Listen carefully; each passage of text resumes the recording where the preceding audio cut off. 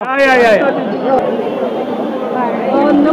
जय मित्रांनो आणि आज आपण संविधान परिसरामध्ये पोहोचलो आहोत आणि आज दीक्षाभूमी ते नागपूरच्या संविधान परिसरात आज शांतीमार्च काढण्यात आला होता महाबोधी या मुक्तीसाठी आणि आपल्याकडे मान्यवर घनश्याम बोलले आहे चालू त्यांच्याकडे परिचय.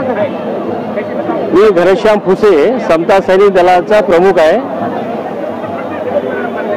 आणि आज जो शांती मार्च या ठिकाणी करण्यात आलेला आहे मराठीतच ना, तर या शांती मार्चच्या माध्यमातून केंद्र सरकार आणि बिहार सरकारला चेतावणी देण्यात येते की जे महाबोधी विहार ब्राह्मणांच्या हातात आहे, पंड्यांच्या हातात आहे, त्यांच्या हातून ते मुक्त व्हावं आणि बौद्धांना सुप्रत करण्यात यावं.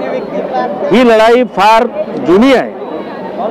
याआधी अनागरिक धम्मपाल यांनीही 1891 मध्ये या लढाईला सुरुवात केली होती आणि त्यानंतरही दुसरं आंदोलन बनते सुरेश देसाई यांच्या नेतृत्वात ते फार मोठं आंदोलन झालं, परंतु अजूनही बौद्धांना ते महाबोधी विहार मिळू शकलं नाही आणि म्हणून आंदोलन पूर्ण देशामध्ये आज चालू आहेच, पण देशाच्या बाहेर सुद्धा जागतिक लेवलवर हे आंदोलन पेटलेलं आहे. कारण या देशामध्ये असलेला जो जातीवाद आहे, या जातीवादाच्या माध्यमातून असलेला आपल्या बौद्धांना दूर करणे, मुस्लिमांना दूर करणे हे जे धोरण आहे सरकारमध्ये ते योग्य नाही आणि म्हणून जे बौद्धांचे आहे ते बौद्धाला दिलं पाहिजे. जी कमिटी आहे ती कमिटी त्या ठिकाणी जे कार्यकर्ते ती 4 ब्राह्मण आहेत, 4 बुद्ध आहेत आणि 5वे जे कलेक्टर आहेत तेही हिंदू आहेत. म्हणजे 5 एका बाजूला आणि 4 बुद्ध असतात आणि यंत्रणा पूर्ण ते 6 ज्या बाजूला आहेत, 5 जी मेजॉरिटी आहे त्यांच्या बाजूला जातो आणि त्यामुळे त्या ठिकाणचं जो वातावरण आहे ते एक बुद्धाच्या विरोधात आहे. बुद्ध विचारात कुठेही अंधश्रद्धा नाही. त्या ठिकाणी 5 पांडव बसून दिलेत, जे बुद्धच आहेत तिथे.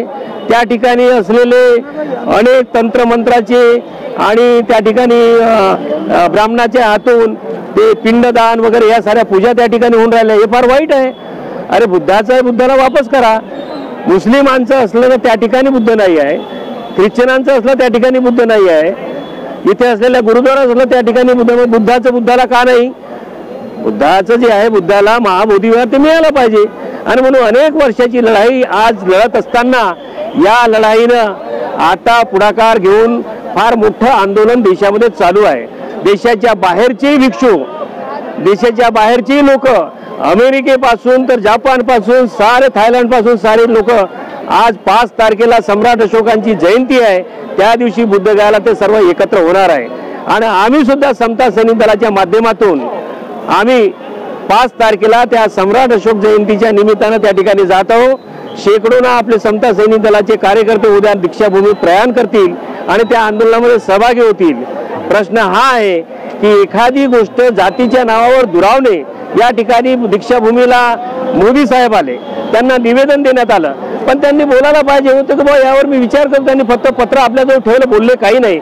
म्हणजे तुम्ही या देशामध्ये हिंदू राष्ट्र जरी संकल्प करत असाल पण बुद्ध आहेत ना, धर्माला तुम्ही दुसऱ्याला धर्मापासून वंचित करू शकत नाही आणि म्हणून धर्माचा जो आमचा अधिकार आहे तो ज्याचा त्याला मिळाला पाहिजे आणि महाबोधी विहार मुक्त झालं पाहिजे.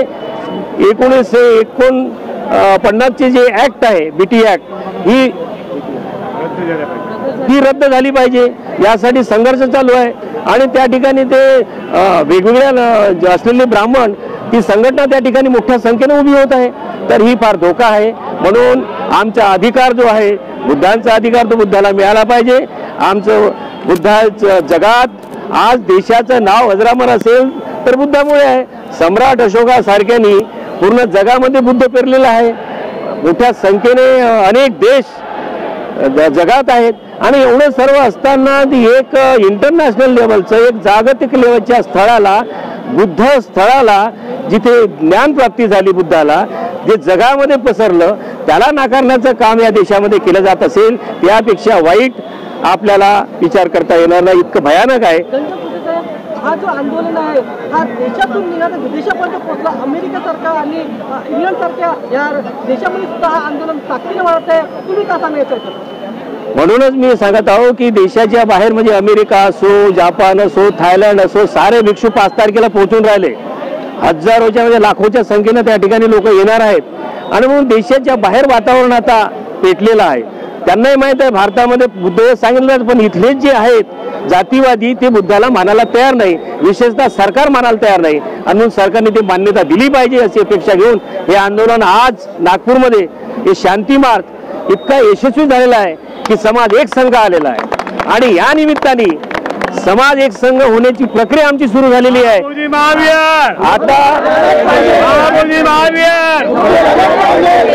आता कोणीही या असलेल्या एकतेला तोडू शकत नाही आणि जो तोडण्याचा प्रयत्न करेल त्यालाही तोडण्याची युक्ती समता सैनिक दल असो किंवा आमचे कार्यकर्ते असो ते केल्याशिवाय राहणार नाही असं मला वाटतं. या आजच्या या मोर्चामुळे आज लाखो लोक या मोर्चामध्ये आले, साधी गोष्ट नाही आहे आणि बिगर बोलावल्याने आली, स्वयंस्फूर्तीनं आली.